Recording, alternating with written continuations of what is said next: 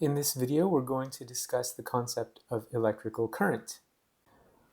Current is defined as the amount of charge flowing past a point per unit time. So symbolically, we'll write it like this.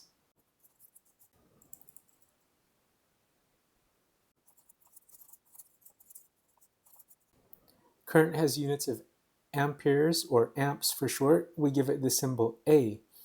And 1 amp is defined as 1 unit of charge per 1 second, which is 1 unit time. So let's now illustrate current in a circuit, very simple circuit.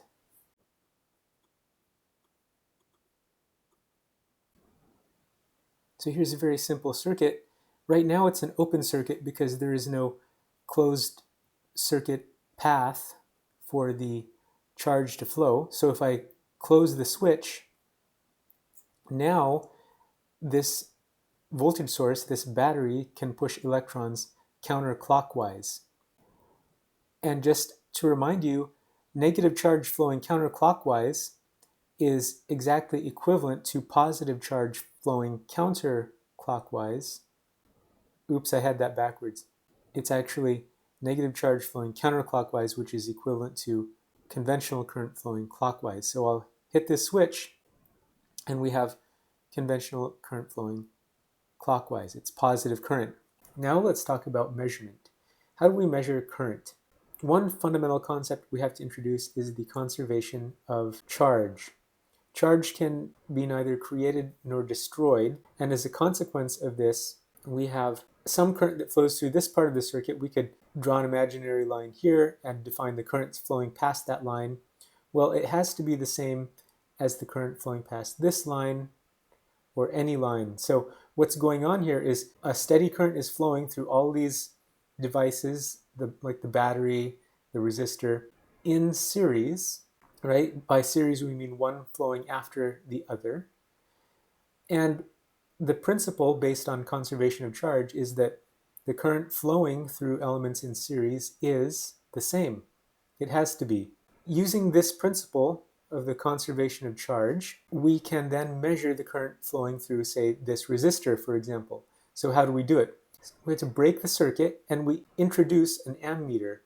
We have to force the same current flowing through the resistor also through the ammeter. So I'll do it like this. To break this circuit, introduce an ammeter, and now we'll connect it once again. And now we have the same current flow, and we have a current reading. It says 0.9 amps.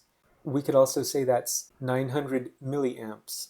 One thing I'll point out is that ideally this ammeter will have no resistance so that it doesn't affect the current flowing through it. So you don't want to affect the current in the device because of your reading. Otherwise you get a false reading. But generally we can live with it if the effect of the reading is negligible compared to the circuit without the reading. Now, one deficiency, one weakness of this circuit simulator is that the current readings are not really realistic. Let me show you something. I'll make an exactly equivalent circuit.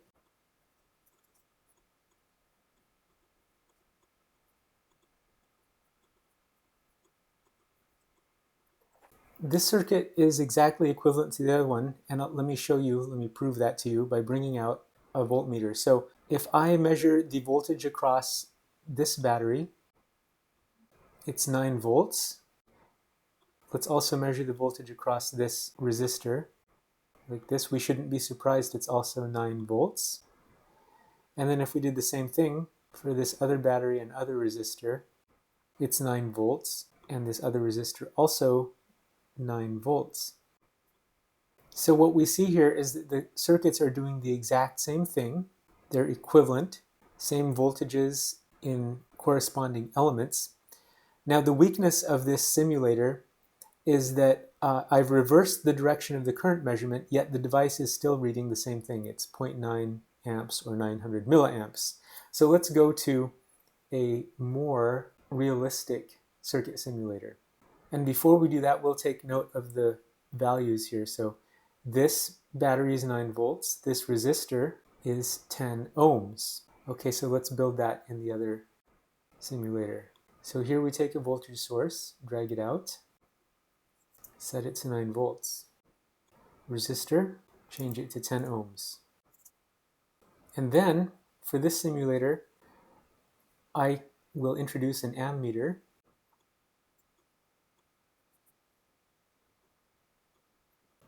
And in the interest of time, I'm actually skipping ahead to showing you the completed circuit. So I've set these circuits up. Here's the battery, the resistor, and I've put in the ammeter. One deficiency with this circuit simulator, a weakness, is that you have to add a ground. Now, in real life, circuits don't need a ground to function. A ground is simply an arbitrary point you call the voltage reference. And you can see that across both resistor R1 and R2, both are 10 ohms, and they both have a 9 volt voltage across them. And then notice that I put in the ammeters in 2 different directions, and in the 2 different cases, they have opposite signs. So what this should tell you is that the sign of the current measurement doesn't necessarily matter, but it's both the sign and the direction. So we have to take that into account, because these 2 circuits are doing the exact same thing, and the fact that we changed the direction of the ammeter means that the current reading is opposite, and yet we have not at all changed the functionality of the circuit. So what you see here is that the sign pertains to the direction of the measurement. However, the fact that the sign changes between the 2 different measurements does not mean that the circuit has changed at all. Now let's go back to this, and one last demonstration will be the conservation of charge and the fact that currents in series are the same. So let's just eliminate this. So there's our demonstration of the conservation of charge. So I hope this helps you. The sign and the direction of measurements can often confuse students when they're first learning circuits. Now we'd like you to not be confused. But remember that this is a poor illustration because I could reverse the direction of the measurement and you get the same current. However, in the more realistic simulations, you reverse the direction of the measurement, you reverse the sign.